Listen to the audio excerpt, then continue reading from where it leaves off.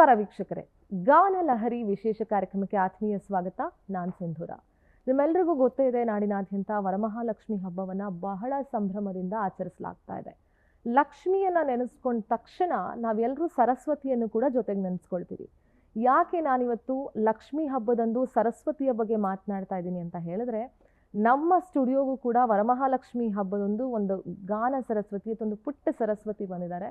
ಯಾಕೆ ಇದ್ರ ಬಗ್ಗೆ ಮಾತುಕತೆ ನಡೀತಾ ಇದೆ ಇವತ್ತು ಅಂತ ಹೇಳಿದ್ರೆ, ನಿಮ್ಗೆಲ್ರಿಗೂ ಗೊತ್ತೇ ಇರಬಹುದು, ಕನ್ನಡ ಚಲನಚಿತ್ರ ರಂಗದಲ್ಲಿ ಸಾಕಷ್ಟು ಜನ ಗಾಯಕ ಗಾಯಕಿಯರು ಬಂದು ಹೋಗಿದ್ದಾರೆ. ಅದರಲ್ಲಿ ಇತ್ತೀಚಿನ ದಿನಗಳಲ್ಲಿ ಪರಭಾಷಾ ಗಾಯಕರನ್ನ ಮೆರೆಸುವಂಥದ್ದು ಸಿಕ್ಕಾಪಟ್ಟೆ ಜಾಸ್ತಿ ಆಗಿ ಹೋಗಿತ್ತು. ಅಂಥದ್ರಲ್ಲಿ ಯಾವತ್ತೋ ಈ ಒಂದು ವಾರದಲ್ಲಿ ಒಂದು ಸಾಂಗ್ ರಿಲೀಸ್ ಆಗುತ್ತೆ. ಕೇಳೋರು ಏನಪ್ಪಾ ಇಷ್ಟು ಫ್ರೆಶ್ ಫೀಲಿಂಗ್ ಕೊಡ್ತಾ ಇದೆ ಈ ಸಾಂಗು, ಯಾರ್ದಿದು ವಾಯ್ಸು, ಎಲ್ಲೋ ಒಂದು ಕಡೆ ಶ್ರೇಯಾ ಘೋಷಾಲ್ ಅವ್ರು ಹಾಡಿದ್ರ ಅಥವಾ ಇಲ್ವಲ್ಲ, ಅವ್ರಿಗಿಂತ ಮೆಲೋಡಿ ವಾಯ್ಸ್ ಎಲ್ಲೋ ಒಂದು ಕಡೆ ಕೇಳ್ತಿದೆಯಲ್ಲ ಅಂತ ಇಡೀ ಕರ್ನಾಟಕದ ತುಂಬ ಒಂದು ಹೆಣ್ಣು ಧ್ವನಿ ಸಂಚಲನ ಸೃಷ್ಟಿಸ್ತು. ಆ ಧ್ವನಿಯ ಹಿಂದೆ ಅಥವಾ ಆ ಶಾರೀರ ಯಾರ್ದು ಅಂತ ಗೊತ್ತಾಗೋದಕ್ಕೆ ಹೆಚ್ಚು ಸಮಯ ಬೇಕಾಗಿರಲಿಲ್ಲ.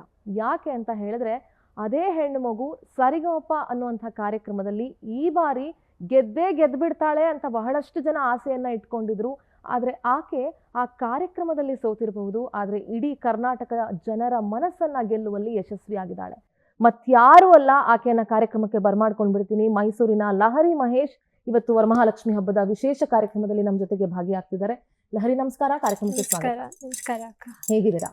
ತುಂಬಾ ಚೆನ್ನಾಗಿದ್ದೀನಿ. ನೀವು? ನಾನು ತುಂಬಾ ಚೆನ್ನಾಗಿದ್ದೀನಿ. ವರಮಹಾಲಕ್ಷ್ಮಿ ಹಬ್ಬದ ಹಾರ್ದಿಕ ಶುಭಾಶಯಗಳು. Thank you so much. ಖುಷಿ ಆಗ್ತಾ ಇದೆ ಲಕ್ಷ್ಮಿ ಹಬ್ಬಕ್ಕೆ ಸರಸ್ವತಿ ಜೊತೆಯಲ್ಲಿರೋದು, ಸರಸ್ವತಿ ಜೊತೆ ಮಾತಾಡ್ತಿರೋದು ನಿಜವಾಗ್ಲೂ ಖುಷಿ ಆಗ್ತಾ ಇದೆ. Thank you so much. Lahari, first of all congratulations. Thank you ಅಕ್ಕ. ನಿಮ್ಮ debut song super duper hit ಆಗೋಗಿದೆ ಆಲ್ರೆಡಿ. ಅಂಡ್ ಸೋಷಿಯಲ್ ಮೀಡಿಯಾದಲ್ಲಿ ನಿಮ್ಗೆ ಗೊತ್ತಿದೆ, ನಿಮಗೆ ಸಿಗ್ತಾ ಇರುವಂತಹ ರೆಸ್ಪಾನ್ಸ್ ಇರಬಹುದು ಅಥವಾ ನಿಮ್ ಬಗ್ಗೆ ಜನಕ್ಕೆ ಇರುವಂತಹ ಪ್ರೀತಿ ಮತ್ತೆ ಎಷ್ಟು ಲವ್ ಅಂಡ್ ಅಫೆಕ್ಷನ್ ಕೊಡ್ತಾ ಇದ್ದಾರೆ ಕರ್ನಾಟಕದ ಜನ. I think you are blessed ಅಂತ ಅನಿಸ್ತಾ ಇದೆ ನನಗೆ. ಹೌದು, ಖಂಡಿತ ಅಕ್ಕ. ಅಂದ್ರೆ ಫಸ್ಟ್ ಸಾಂಗ್ನ ಇಷ್ಟು ಚೆನ್ನಾಗಿ ರಿಸೀವ್ ಮಾಡ್ತಾ ಇದ್ದಾರೆ ಎಲ್ರು, ಅಂದ್ರೆ ತುಂಬಾನೇ ಖುಷಿ. ಫಸ್ಟ್ ಸಾಂಗ್ ಇಷ್ಟು ಎಲ್ರನ್ನೂ ಮುಟ್ತಾ ಇದೆ ಅನ್ನೋದು ತುಂಬಾನೇ ಖುಷಿ ಅಕ್ಕ. ಇಷ್ಟೆಲ್ಲ ಮಾತಾಡ್ತಾ ಇರ್ಬೇಕಾದ್ರೆ ಯಾವ ಸಾಂಗು ಅಂತ ನಿಮ್ಗೆ ಗೊತ್ತೇ ಇದೆ. ಲಹರಿ ಹೇಳ್ತಿದ್ದಾರೆ ಅಂತಂದ್ರೆ, ಇನ್ನೂ ಆ ಮೂವಿ ರಿಲೀಸ್ ಆಗಿಲ್ಲ. ಬ್ರಾಟ್ ಅಂತ ಮೂವಿ, ಡಾರ್ಲಿಂಗ್ ಕೃಷ್ಣ ಅವರು ಆಕ್ಟ್ ಮಾಡಿರೋ ಮೂವಿ. ಅದರಲ್ಲಿ ನಾನೇ ನೀನಂತೆ ನೀನಂತೆ ನೀನೇ ನಾನಂತೆ ನಾನಂತೆ ಅನ್ನುವಂಥ ಸಾಂಗ್ ಅನ್ನ ಲಹರಿ ಹಾಡಿದ್ದಾರೆ. ಆಕ್ಚುಲಿ ಒಂದು 4-5 ಸಾಲಿದ್ರು ಎರಡನೇ ಚರಣದಲ್ಲಿ.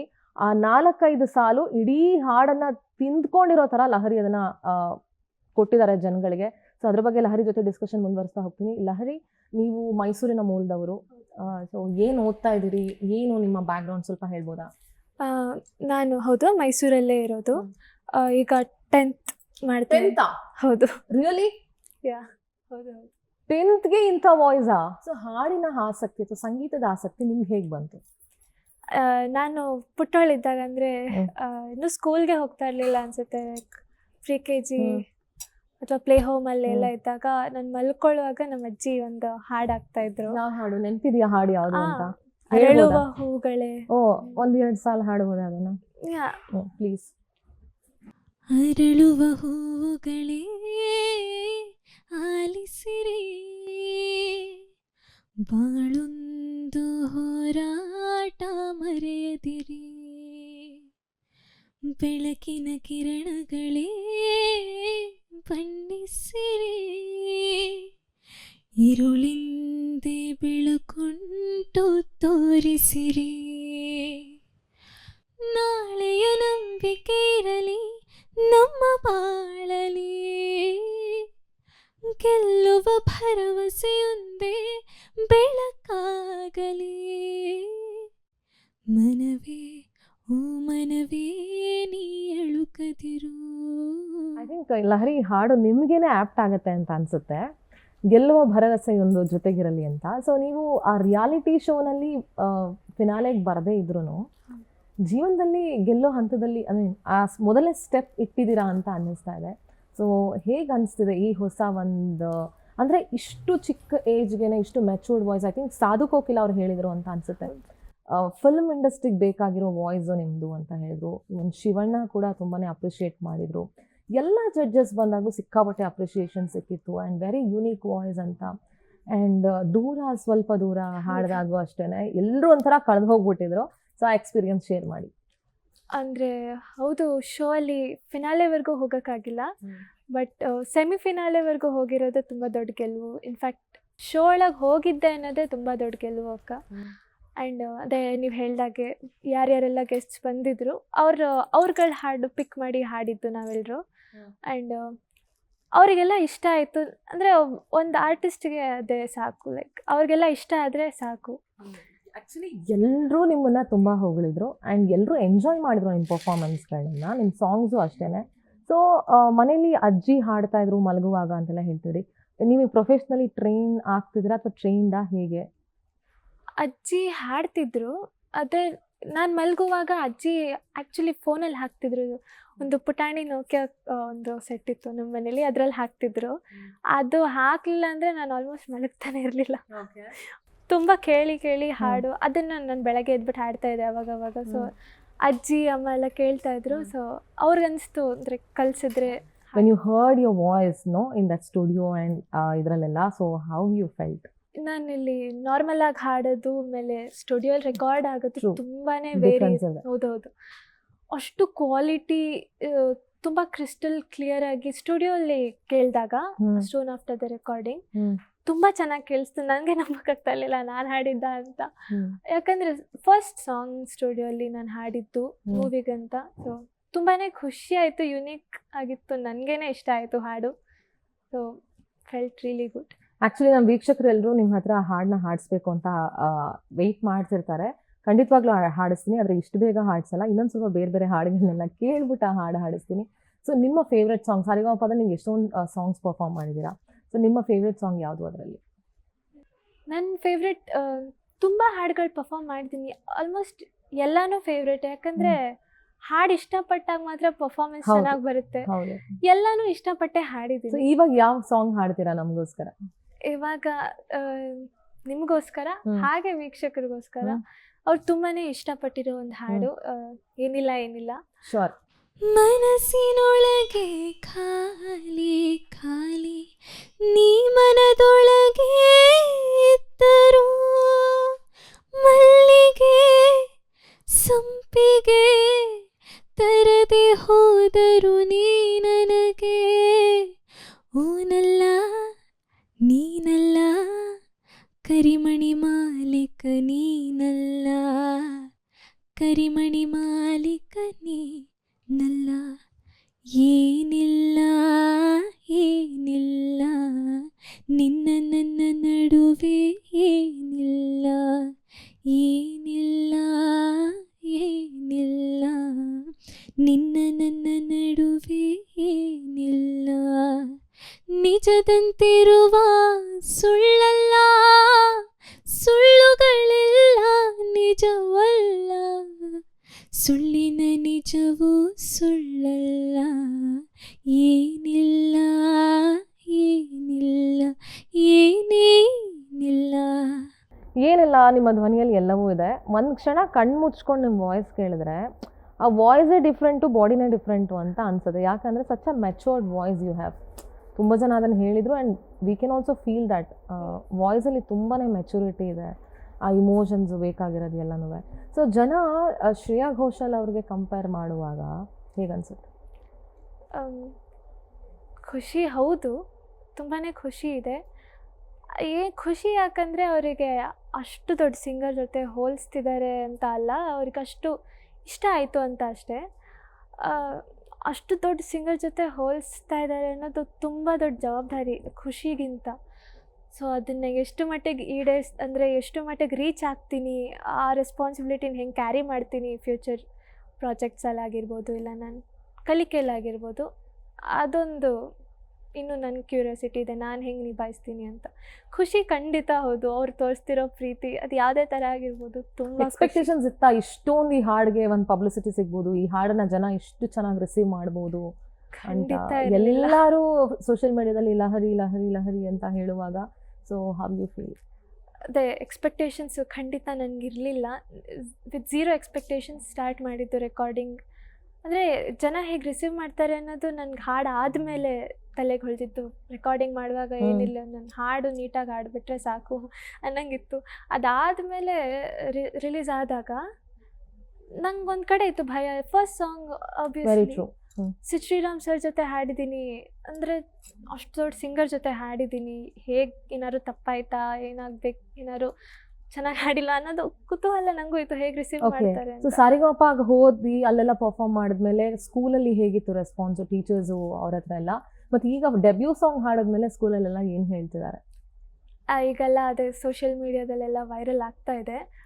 ಟೀಚರ್ಸ್ ಆಗಿರ್ಬೋದು, ಪ್ರಿನ್ಸಿಪಲ್, ವೈಸ್ ಪ್ರಿನ್ಸಿಪಲ್, ಎವ್ರಿಬಡಿ, ಅಂದರೆ ನನ್ನ ಫ್ರೆಂಡ್ಸು ಕೂಡ ಎಲ್ಲರೂ ಹಾಡು ಕೇಳಿದ್ದಾರೆ. ನನ್ನ ಕ್ಲಾಸಲ್ಲಿ ಕೂತಾಗ ಹಾಡಿಸ್ತಾ ಇರ್ತಾರೆ, ಹಾಡು ಹಾಡು ಅದೊಂದು ನಡೆಯುತ್ತೆ. ನಾನು ಹಾಡ್ತಿರ್ತೀನಿ ಅವಾಗ ಅವರಿಗೆಲ್ಲ ಇಷ್ಟ. ಅಂದರೆ ತುಂಬ ಇನಿಷಿಯಲ್ ಡೇಸಿಂದನೂ ಸಪೋರ್ಟ್ ಮಾಡ್ಕೊಂಡು ಬರ್ತಾ ಇದ್ದಾರೆ ನಮ್ಮ ಸ್ಕೂಲವರು. ಇದು ಅವ್ರಿಗೆ ಹೆಮ್ಮೆ ವಿಷಯ. ವಿರಾಮದ ನಂತರ ಗಾನಲಹರಿ ವಿಶೇಷ ಕಾರ್ಯಕ್ರಮಕ್ಕೆ ಮತ್ತೆ ಸ್ವಾಗತ.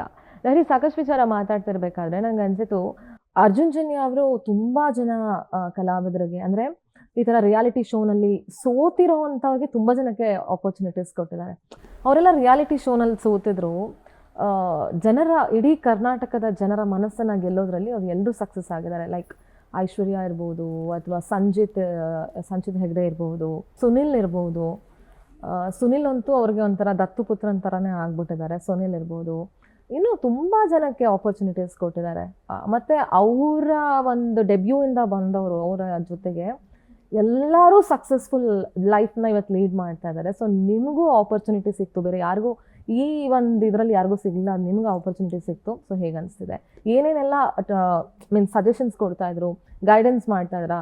ಯಾವ ರೀತಿ ಇತ್ತು ಅವ್ರ ಗೈಡೆನ್ಸು? ಅವರ ಜೊತೆಗೆ ವರ್ಕ್ ಮಾಡುವಂಥದ್ದು, ಅವರನ್ನು ಒಬ್ಬ ಜಡ್ಜ್ ಆಗಿ ನೋಡೋದು ಬೇರೆ, and as a music director ಅವ್ರ ಜೊತೆ ವರ್ಕ್ ಮಾಡುವಂಥ ಎಕ್ಸ್ಪೀರಿಯನ್ಸ್ ಬೇರೆ. ಸೊ ಅದು ಹೇಗಿತ್ತು? ನೀವು ಹೇಳ್ದಾಗೆ ತುಂಬ ಸಿಂಗರ್ಸ್ ಅವರು ಗರಡಿಯಿಂದ ಆಚೆ ಬಂದವರಾಗಿರ್ಬೋದು, ತುಂಬ ಫೇಮಸ್ ಆಗಿದ್ದಾರೆ. ಹೌದು, ಖಂಡಿತ. ಸೋತಿರೋರು ಅಂತ ಹೇಳೋಕ್ಕಾಗಲ್ಲ. ರಿಯಾಲಿಟಿ ಶೋನಲ್ಲಿ ಸೆಲೆಕ್ಟ್ ಆದ್ರೇ it's a very big win. In fact Sunil ಅಣ್ಣ ಅವರೆಲ್ಲರೂ ಗೆದ್ದೇನೆ ಆಚೆ ಬಂದವರು. ಅವರೆಲ್ಲರೂ ಇವಾಗ ಅಷ್ಟು ಹೆಸರು ಮಾಡ್ತಾ ಇದ್ದಾರೆ. ಆ ಲೈನಲ್ಲಿ ನಾನು ಸೇರ್ಕೊಳ್ತಿದ್ದೀನಿ ಅನ್ನೋದು ತುಂಬ ಖುಷಿ ವಿಷಯ.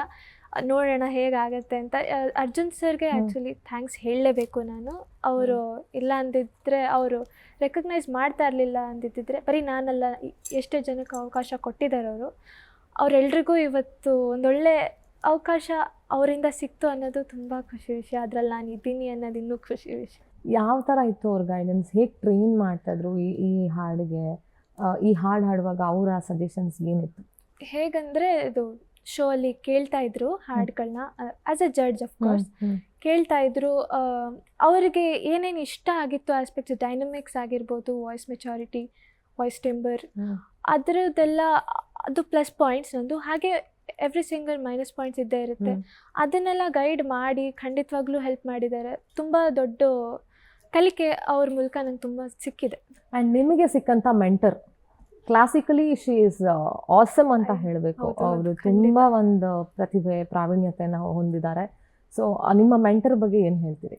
ಇಂದು ಮ್ಯಾಮ್ ಅವರು ನನ್ನ ಫುಲ್ ಜರ್ನಿಲಿ ಶಿ ವಾಸ್ ಬ್ಯಾಕ್ ಬೋನ್ ಅಂತ ಹೇಳ್ಬೋದು. ನನ್ನ ಪೇರೆಂಟ್ಸ್ ನೆಕ್ಸ್ಟ್, ನಮ್ಮ ಅಜ್ಜಿ ನೆಕ್ಸ್ಟ್, ಅವರೇ ನನಗೆ ಸಪೋರ್ಟ್ ಆಗಿದ್ದಿತ್ತು. ಫುಲ್ ಜರ್ನಿಲಿ ಎವ್ರಿ ಸೆಗ್ಮೆಂಟ್, ಎಲ್ಲ ಎಪಿಸೋಡ್ಸ್ ಆಗ್ತಾ ಸಾಂಗ್ ಸೆಲೆಕ್ಷನಿಂದ ಇರ್ಬೋದು, ಟ್ರೈನ್ ಮಾಡ್ತಾ ಇದ್ದಿದ್ದ ರೀತಿ ಆಗಿರ್ಬೋದು, ಅವ್ರು ಹೇಳ್ಕೊಡ್ತಿದ್ದಿದ್ದು ಟಿಪ್ಸ್ ಆಗಿರ್ಬೋದು, ಇವಾಗ್ಲೂ ನನಗೆ ಅವ್ರು ಹೇಳ್ಕೊಟ್ಟಿದ್ದ ಟಿಪ್ಸ್ ತುಂಬಾ ಹೆಲ್ಪ್ ಆಗ್ತಾ ಇದೆ. ಎಲ್ಲಿ ಹಾಡಿದ್ರು ಅಷ್ಟೇ. ಥ್ಯಾಂಕ್ಸ್ ಅಷ್ಟೇ ಅಕ್ಕ, ನೀನು ಮಾತಾಡೋಕ್ಕಾಗಲ್ಲ. ಸೊ ಈ ಫಸ್ಟ್ ಸಾಂಗ್, ಡೆಬ್ಯೂ ಸಾಂಗ್ ಹಾಡಿದ್ಮೇಲೆ ಇಂದು ಅವ್ರು ಏನಾದ್ರು ಕಾಲ್ ಮಾಡಿದ್ರಾ, ಏನಾದರೂ ಹೇಳಿದ್ರಾ? ಹೇಗೆ ಮ್ಯಾಮ್ ಕಾಲ್ ಅಂತ ಅವರು ಮಾಡಿಲ್ಲ. ಅಂದರೆ ಆಬ್ವಿಯಸ್ಲಿ ಅವ್ರು ನೀವು ಅವ್ರಿಗೆ ಇನ್ಫಾರ್ಮ್ ಮಾಡಿದ್ರಾ? ನಾನು ಅಂದರೆ ತುಂಬಾ ವೈರಲ್ ಆಗ್ತಾ ಇದೆ. ಓಕೆ ನನಗಿನ್ನೂ ಧೈರ್ಯನೇ ಇಲ್ಲ. ಈಗಲೂ ನಾನು ಚಿಕ್ಕ ಹುಡುಗಿ ಅಷ್ಟೇ. ನಾನು ಡೆಬ್ಯೂ ಸಾಂಗ್ ಹಾಡ್ಬಿಟ್ಟಿದ್ದೀನಿ ಅಂತ ನಾನು ಇನ್ನೂ ಹೇಳ್ಕೊಳ್ಳೋಕ್ಕೆ ನಂಗೆ ಇನ್ನೂ ಧೈರ್ಯ ಇಲ್ಲ. ಮ್ಯಾಮ್ ಏನಾದರೂ ನೋಡಿದ್ರೆ ಖಂಡಿತ ನೋಡಿರ್ತಾರೆ, ತುಂಬ ಖುಷಿ ಪಟ್ಟಿರ್ತಾರೆ ಖಂಡಿತ. ಅವರು ಕಾಲ್ ಮಾಡಿದ್ರೆ ನಂಗೆ ತುಂಬ ಖುಷಿ ಆಗುತ್ತೆ. ಓಕೆ, ಈ ಒಂದು ಡೆಬ್ಯೂ ಸಾಂಗ್ ಇಷ್ಟು ಹಿಟ್ ಆಗಿರುವಾಗ ಬೇರೆ ಬೇರೆ ಭಾಷೆಗಳಿಂದಲೂ ನಿಮಗೆ ನೆಕ್ಸ್ಟ್ ಫ್ಯೂಚರಲ್ಲಿ ಆಫರ್ಸ್ ಬರ್ಬೋದು. ಈಗ ಯಾವುದಾದ್ರೂ ಬಂದಿದೆಯಾ? ಹೇಗೆ ಹಾಗಾದರೆ ನೆಕ್ಸ್ಟ್ ಪ್ರಾಜೆಕ್ಟ್ ಯಾವ್ದು? ಇಲ್ಲ, ಇದು ಏನಾಗಿದೆ ಈ ಪ್ರಾಜೆಕ್ಟ್, ಅದಾದ್ಮೇಲೆ ಬೇರೆ ಭಾಷೆ ಅಂತ ಇಲ್ಲ, ಏನು ಆಫರ್ಸ್ ಎಲ್ಲ ಬಂದಿಲ್ಲ. ಇದ್ರಲ್ಲಿ ಸೆಲೆಬ್ರೇಷನ್ ಎಲ್ಲ ಇದ್ದೀನಿ. ಸೊ ಇನ್ನು ಇದ್ರ celebration I think darling Krishna ಅವ್ರು ಏನ್ ಹೇಳಿದ್ರು ಈ ಸಾಂಗ್ ಕೇಳಿ? ಮಾತಾಡಿದ್ರ ಅವ್ರು ನಿಮ್ ಜೊತೆಗೆ? ಹೌದೌದು. ಏನ್ ಹೇಳಿದ್ರು? ಡಾರ್ಲಿಂಗ್ ಕೃಷ್ಣ ಆಗಿರ್ಬೋದು, darling Krishna sir and Manisha Kandakur ma'am ಅವರಿಬ್ರು ಸ್ಟಾರ್ ಕಾಸ್ಟಿಂಗ್ ಈ ಬ್ರಾಟ್ ಚಿತ್ರದ್ದು ಆಡಿಯೋ ಲಾಂಚ್ ದಿನ ನನಗೆ ಭೇಟಿಯಾಗೋ ಅವಕಾಶ ಸಿಕ್ಕಿತ್ತು. ತುಂಬ ಹಂಬಲ್ ಪೀಪಲ್ ಇಬ್ರು ಅಷ್ಟೇ, ತುಂಬ ಸ್ವೀಟ್. ನಂಗೆ ಸ್ವಲ್ಪ ಹೆಸಿಟೇಷನ್ ಇರುತ್ತೆ ಅಂದರೆ ಸ್ಟಾರ್ಗಳು ನಾವೆಲ್ಲ, ಬಟ್ ತುಂಬ ಸ್ವೀಟ್ ಆಗಿ ಅವರು ಕೂಡ ಮೈಸೂರು ನೇಟಿವ್, ತುಂಬ ಸ್ವೀಟ್ ಆಗಿ ಮಾತಾಡ್ಸಿದ್ರು, ಕಂಗ್ರ್ಯಾಚುಲೇಟ್ ಮಾಡಿದ್ರು. ಅವ್ರಿಗೆ ಇಷ್ಟ ಆಯ್ತು, ಮೇಜರ್ಲಿ ಅವ್ರಿಗೆ ಹಾಡು ಇಷ್ಟ ಆಯ್ತು, ಯಾಕಂದ್ರೆ ಅವ್ರು ಆಕ್ಟ್ ಮಾಡ್ತಾ ಇದ್ದಾರೆ ನನ್ನ ವಾಯ್ಸ್ ಬಿಹೈಂಡ್.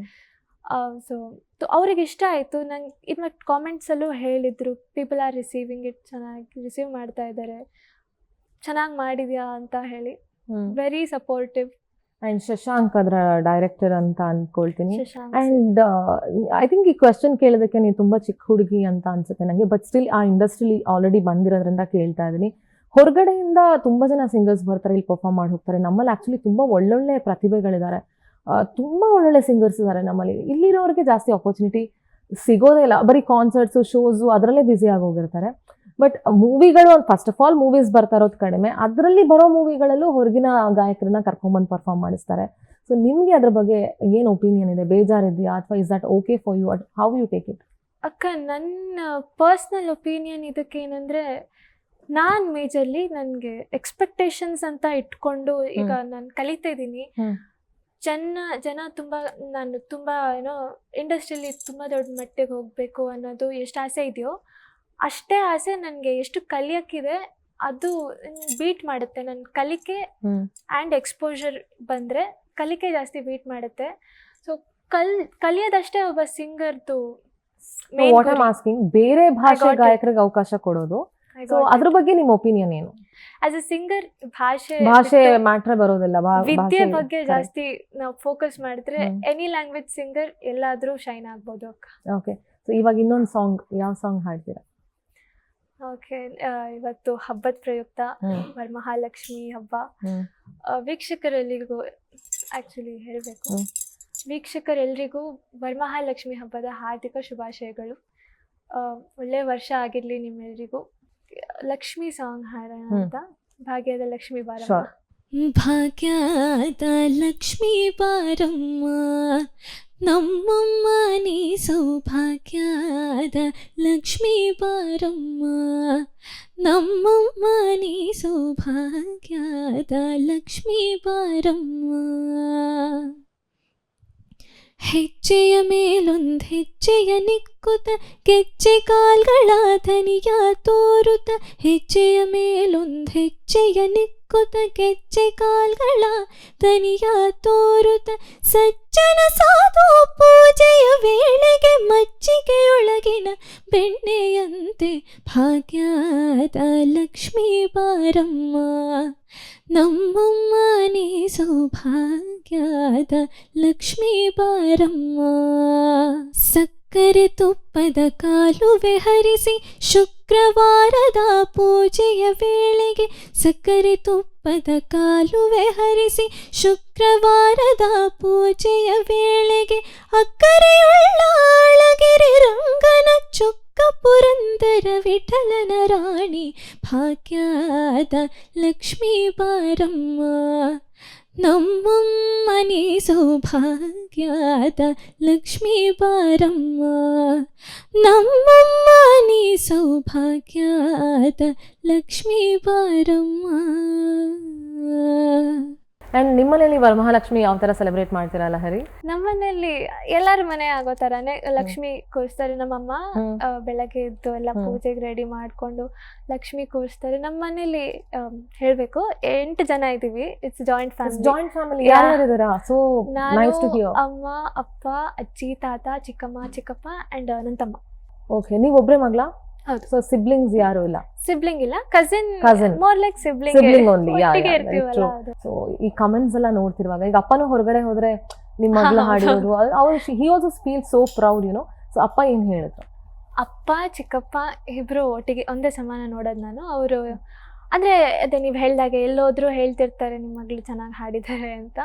ಅವ್ರು ತುಂಬಾ ಪ್ರೌಡ್ ಫೀಲ್ ಮಾಡ್ತಾರೆ, ನಂಗೆ ಬಂದು ಹೇಳ್ತಿರ್ತಾರೆ. ಅವಾಗ ನನಗೆ ಖುಷಿ ಆಗುತ್ತೆ. ಸರಿಗಮಪಗೆ ಸೆಲೆಕ್ಟ್ ಆದಾಗಿಂದನೂ ಅಷ್ಟೇ ಅವ್ರು ಹೇಳಿದ್ದೊಂದೇ, ಏನಾದರೂ ತಲೆ ಕೆಡಿಸ್ಕೊಳ್ಬೇಡ, ಕಲ್ತ್ಕೊಂಡ್ ಬಾ ಅಷ್ಟೇ ಅಂತ ಹೇಳಿದ್ರು.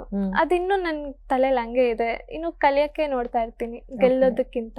ಆಕ್ಚುಲಿ ಈಗ ಆಲ್ರೆಡಿ ತುಂಬಾ ಡಿಲೇ ಮಾಡ್ಬಿಟ್ಟಿದೀನಿ ಆ ಮೋಸ್ಟ್ ವೈರಲ್ ಸಾಂಗ್ ನ.